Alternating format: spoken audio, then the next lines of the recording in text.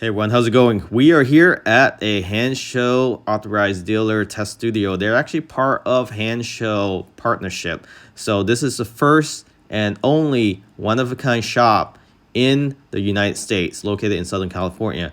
We are going to install this new 9-inch display from Hansshow. They just released this a few weeks ago. And this 9-inch is not your typical 9-inch. This is a brand new version 2.0 that comes with the harness for your AMD and Intel. So it works for both. And it's very easy to install. You don't have to run it to the 12-volt battery or anything like that. It comes with all the tools you need with the exception of the Phillips screwdriver. So you do get 2 pry tools. The device itself, very nice. Smaller bezel, meaning you have a smaller profile device. That allows more airflow. And the screen actually wraps around just like an iPhone 12, for example. Very clean look. And it comes with 2 harnesses, so make sure you select the right harness for Intel or AMD. 2 plug, red and blue. That is it. You do have a piggy wire tail attached here, so you can attach other Hansshow device in the future. So we are here installing this new 9-inch display, and we will have it next to the mini display so you can see the differences and how it looks. So with the mini display, it's a great display. It doesn't block any airflow, but we will show you something unique about this 9-inch. So now we'll be removing the dash. That's the first step you want to do, is remove the trim on each of the sides. So just to replicate what we just did, we remove that trim using the pry tool. And then you lift up the actual dash from the silver lining area, and you start between the driver's side and the passenger side. So just using the pry tool, it will pop right open. Once you remove the dash, go ahead and grab the actual display itself. And up next, you want to remove this plastic panel, this small plastic panel. To do this, you need to remove this rubber trim, put it to the side, and go ahead and clip that open.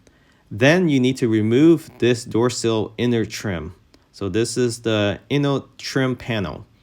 Again, we are here at Test Studio doing this installation. So we are giving you both of the view of this 9-inch as well as how the installation works here.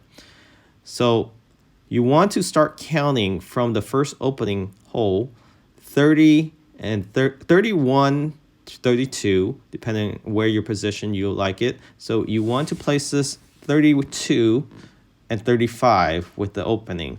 So follow the manual, but then do a test run, count it multiple times, and then place it on the actual dash itself to see if it actually positions itself in the right orientation for your point of view.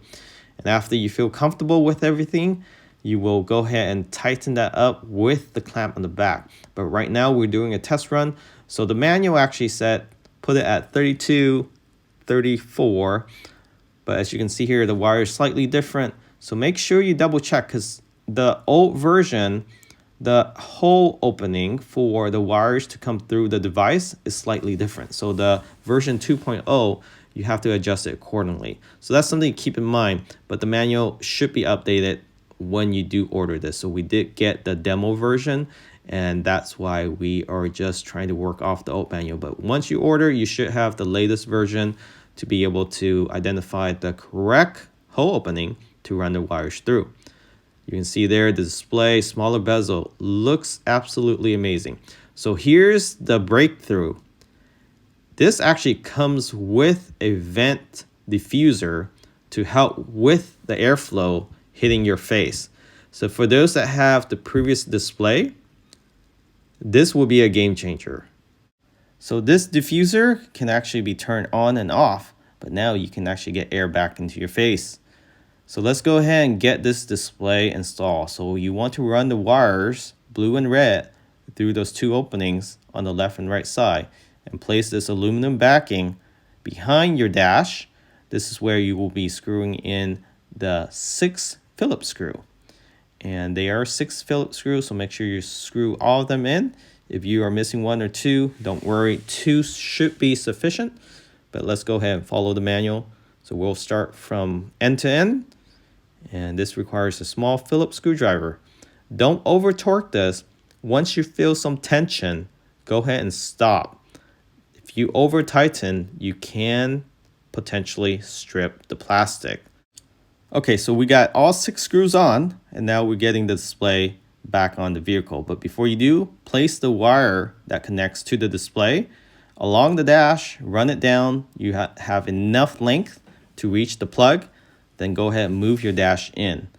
This is a critical part here where when you place the dash on, ensure that your wires are not pinched with any clip on the dash itself or where the dash attached to the vehicle. This is an important step because if you don't connect these 2 wires correctly, the display won't work. So red goes to red, blue goes to blue, but there is a small arrow pointing at each other. Make sure they line up correctly. Do not force these plugs together with any force that could potentially damage the plug. You want to do this as lightly and gently as possible. If it doesn't fit properly, pull it back out and line it back up. Once you have the plug connected, line up the dash. This is where you want to get a flashlight if you have one. If you don't, then hopefully you have enough light to be able to see where the dash connects to the vehicle.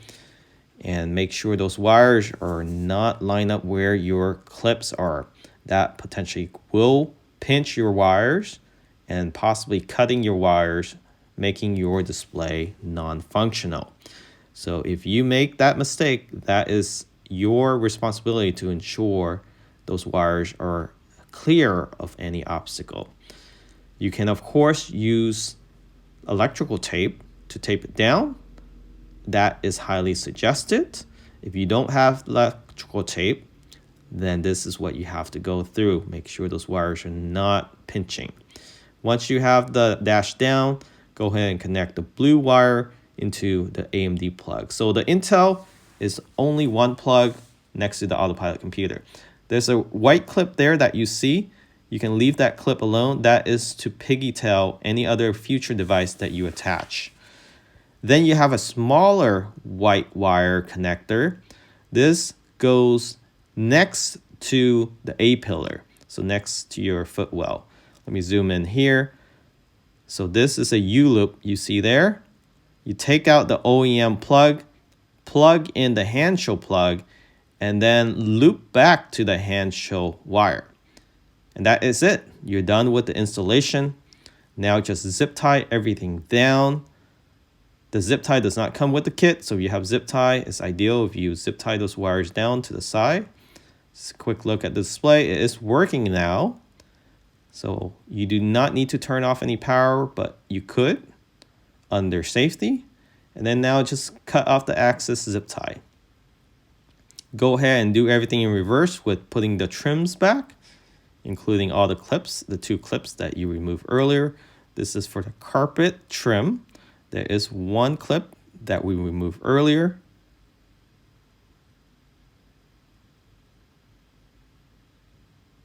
And then you will now be placing back the door sill inner trim. So let's go ahead and get into that position on the passenger side so you can have a better view. But this is it for the installation. So everything takes less than 30 minutes. We did notice a loose bolt here, so we'll tighten that up, but that's not required for this installation. So here is the inner door sill, the L shape. We are placing this back. Once you line it up to the clip, you can go ahead and press it down. You will hear a couple clips. And there's one clamp that you need to put back here as well. Line that up and make sure it's with the trim and the carpet, nothing is bulging, and go ahead and place that clip back. And now put that cap back on, the one that you took off earlier, by removing the rubber trim. You slide the bottom in first and you press in. And with that, put back the rubber trim and now connect your ambient lighting to the bottom panel that you took off earlier. This is the bottom vent panel It does not have any airbag, so don't worry about that. That is the top panel. You're not removing that piece. So this requires a 3-clip. This is where you remove when you replace your cabin filter. So place that back. You do need to line this up. There's a little opening on the top left. So a flashlight here will be helpful. And once you have it lined up, press it up and push back all the clip. So let's get back to this actual vent diffuser. So this vent diffuser is placed between your display and where your air vent comes out. As you can see there, it sits flush. It's not visible to anyone, and you will have more airflow. So this is a huge game changer. This only works with the 9-inch new display because it is a smaller profile with smaller bezel. So it's able to get the air right around the display itself, giving you some air directed towards your body. And in comparison, that's the mini display from Hansshow. You can see how much bigger it is. It does not block airflow at all for the mini display. This 9-inch display, it does block some, but now you have that diffuser and a smaller profile. It also has better resolution. It has better functionality. It's more snappier, better processor. It has over-the-air update, so no longer you need a micro SD to update this display. And the best part is you have Apple CarPlay, Android Auto. You have better airflow. You have a better display. It's more functional with faster processor. Overall, it just looks a lot better. It actually looks better than the Tesla display itself. It even has smaller bezel. So if you're interested in this, check them out. Link in the description. Make sure you use the promo code to get that discount. If you don't use that promo code in the description, you'll be paying full price. So make sure you enter that in that checkout. Catch you all next time. Remember to subscribe. Hopefully you find this video helpful.